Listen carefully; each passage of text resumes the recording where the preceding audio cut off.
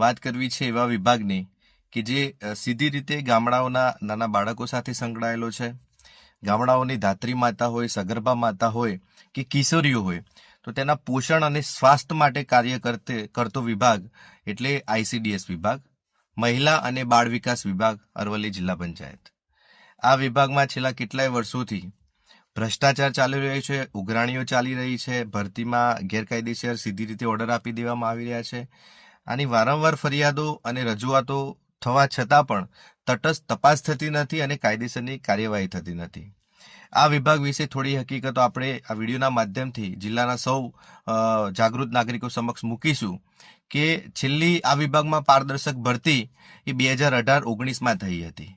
National nutrition mission એનએનએમ અંતર્ગત જે ટેકનિકલો લેવાયા એ વખતે રાજ્ય સરકાર અને કેન્દ્ર સરકારનો મિશ્રિત પ્રોજેક્ટ હતો એનએનએમમાં, અને એ વખતે જે ટેકનિકલો લાયકાત ધરાવતા હતા, પીજીડીસીએ, એમબીસીએ કે ગ્રેજ્યુએટ, એ લાયકાત ધરાવતા ઉમેદવારોને જ ઇન્ટરવ્યૂ માટે બોલાવવામાં આવ્યા હતા અને ઇન્ટરવ્યૂ લઈને એલિજિબલ અરજદારોને, ઉમેદવારોને જ નિમણૂક આપવામાં આવી હતી.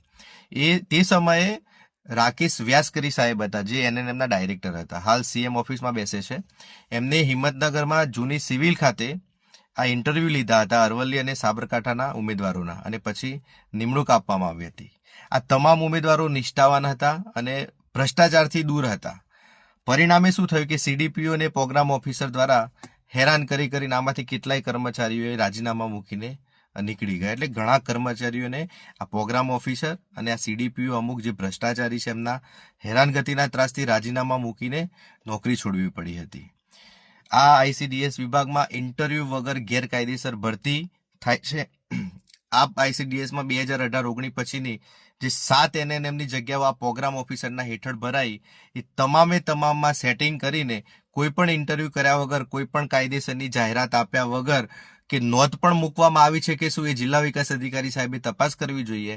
અને પ્રોગ્રામ ઓફિસર દ્વારા એવા નિવેદનો અપાય છે કે એજન્સી ભરતી કરે છે તો શું એજન્સીને સપનું આવે છે કે કયા માણસને ક્યાં મૂકવો કે કયા પદ ઉપર મૂકવો? એવું નથી. આમાં સ્પષ્ટ સુનિયોજિત રીતે પ્રોગ્રામ ઓફિસર દ્વારા અને આ ભાવિક નામનો જે ઉઘરાણા કરતો કર્મચારી છે એના દ્વારા માણસો ગોતવામાં આવે છે અને એક ચોક્કસ ફિક્સ ઉઘરાણું નક્કી થાય છે, અને પછી પ્રોગ્રામ ઓફિસર દ્વારા એજન્સીને એવું સૂચના આપવામાં આવે છે કે પ્રોગ્રામ ઓફિસરના મેલ આઈડીથી જે રિઝ્યુમ આવે એને જ ઓર્ડર આપવાનો. એટલે આ રીતે છેલ્લા આ પ્રોગ્રામ ઓફિસરના હેઠળ ટોટલ અલગ અલગ પાપા પગલી આધારમાં અને એનએનએમમાં 20 જેટલી જગ્યાઓ સેટિંગ કરીને પૈસા લઈને ખોટી રીતે ભરવામાં આવી છે. જો એમની લાયકાતો અને અનુભવ તપાસ કરવામાં આવે તો મોટો ઘટસ્ફોટ થાય, અને એ તપાસ માટે પણ હું ઉચ્ચ કક્ષાએ અને જિલ્લા વિકાસ અધિકારી સાહેબને રજૂઆત કરવાનો જ છું. બીજું કે તાજેતરમાં બ્લોક કોઓર્ડિનેટરની જગ્યા ખાલી હતી માલપુરમાં, તો ત્યાં એક વ્યક્તિને ઓર્ડર આપવામાં આવ્યો. એ અરવલ્લી જિલ્લા પંચાયતના જિલ્લા સદસ્ય જે ભાજપના છે, એ ઉપપ્રમુખ છે, એમના સંબંધીને ઓર્ડર આપવામાં આવ્યો. હવે એ પોસ્ટ પર જે ક્વોલિફિકેશન જોઈએ છે એ એનું છે જ નહીં, એની પણ તપાસ કરવામાં આવે. અને એ ક્વોલિફિકેશન એ અનુભવ છે ના હોવા છતાં પણ બંધ બારણે આ રીતે સેટિંગ કરીને ઓર્ડર આપવામાં આવ્યો છે. એ જ રીતે 4 મહિના પહેલા બીજા એક જિલ્લા સદસ્ય ભાજપના જે પોતે આ વિભાગના ચેરમેન છે, એમના સંબંધીને ઓર્ડર આપવામાં આવ્યો. એટલે આ રીતે ટોટલ 20 જગ્યાઓમાં સેટિંગ કરીને ઓર્ડર આપવામાં આવ્યા છે. બીજું કે ઉઘરાણી કરતો ભાવિક જ્યારે જે તે સમયે એના ઉપર ફરિયાદો અને આક્ષેપો થયા અને રજૂઆતો થઈ કે આ ભાઈ ઉઘરાણા કરે છે, ત્યારે આ પ્રોગ્રામ ઓફિસર દ્વારા જિલ્લા કક્ષાની એનએનએમની પોસ્ટ પરથી હટાવીને સીધી નિમણૂક એને આધાર કન્સલ્ટમાં આપવામાં આવી. તો એ કઈ રીતે બન્યું? આ એક ગંભીર પ્રશ્ન છે, એટલે એની પણ તપાસ થવી જોઈએ. ત્યારબાદ જે એનએનએમની જિલ્લા કક્ષાની પોસ્ટ ખાલી રહી, એમાં ભાવિકે જ લાવેલો એક વ્યક્તિ જે મેઘરજનો છે, એને સીધી રીતે નિમણૂક આપી દીધી જિલ્લા કક્ષાની પોસ્ટ ઉપર. એટલે એની પણ તપાસ થવી જોઈએ. એનએનએમમાં ગેરકાયદેસર ભરતીનો રેકોર્ડ આ પ્રોગ્રામ ઓફિસરે તોડ્યો છે અને ખોટી રીતે 7 જગ્યાઓ ભરી છે અને અત્યાર સુધી ટોટલ 20 જગ્યાઓ ભરી છે.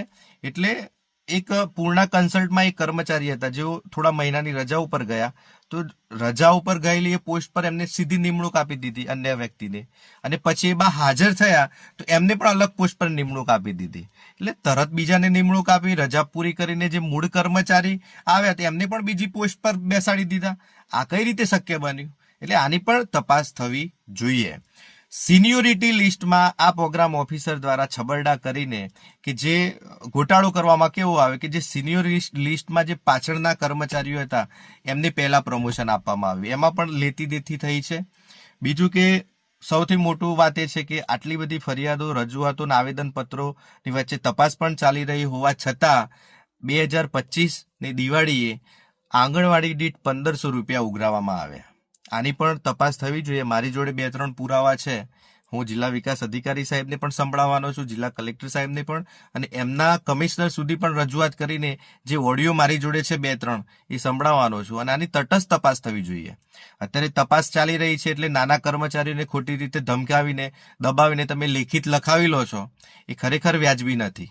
અને આ પ્રોગ્રામ ઓફિસર દ્વારા દર મહિનાના છેલ્લા વીકમાં જિલ્લાની મીટિંગ રાખવામાં આવે છે તમામ સીડીપીઓ ને તમામ કર્મચારીઓને, અને બંધ કવરે આંગણવાડી દીઠ 500 રૂપિયા લેવામાં આવે છે. એટલે ખરેખર ખૂબ જ શરમજનક બાબત છે આ.